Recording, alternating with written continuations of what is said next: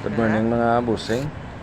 Dahil nga may nalibre naman tayo na panggata, nisipan ko na lang na magluto ng gabi Wow! Agad ko nang kinuha ang aking secret weapon May mga tanim tayo dito sa likod ng bahay Malinis ng area na yan. Ready na yan for planting.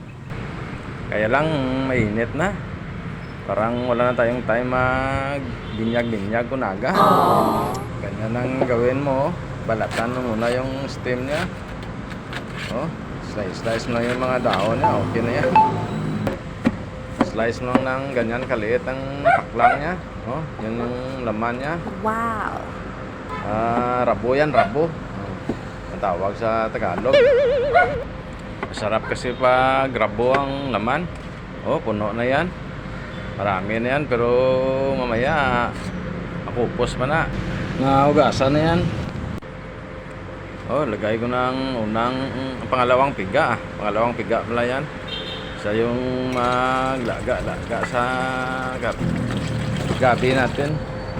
Lagyan ko lang ng konting taba ng pork Wow! Sarap na yan. Para malinamnam. Ganyan lang magisa kayo para hindi masyadong oily. Gisahin na natin sa sarili niyang mantika. Halo-haloin lang hanggang masangkot siya. Ay nagsabi nga pala na pag magluto kayo ng gabi, huwag kayong magingay kasi makatol ang ginluto nyo. Tarso ay. What? Ginawa taman ka hipos-hipos Lagay ko ng mga pang aromatic natin tanglad saka luya pa rin Mapakatol tabla ka magpanamit-namit. Lagyan natin ng konting balingon Wow! Naglagay na rin tayo ng mamasitas oyster sauce. Baka naman. Hindi ko na pala napakita paglagay ko ng suka. Kanya-kanyang style lang naman tayo sa pagluto ng gabi. Sa ibang lugar parang binibilad pa nila. Ito yung nakasanayan namin. Nilagay ko na yung unang piga na gata.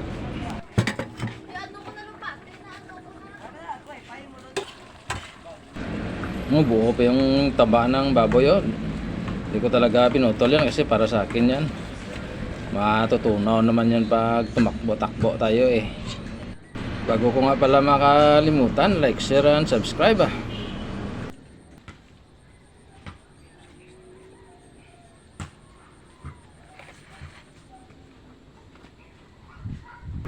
Ari-ari tilawan ng rabo-rabo gitu. Te. Sabaw-sabawan ta, sabaw-sabawan. Ari pagido.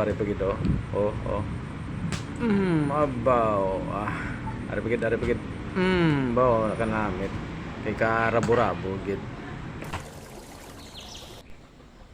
Shout out nga pala sa Bacolod Road Stallion. Dudugayan taway ko pod sa dagan-dagan nyo. Musta?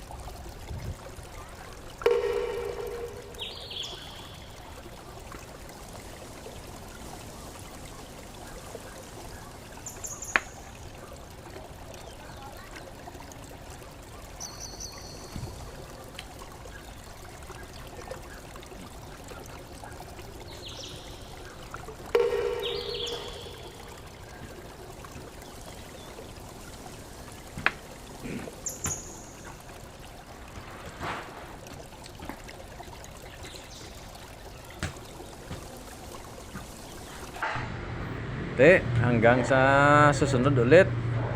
Maraming salamat.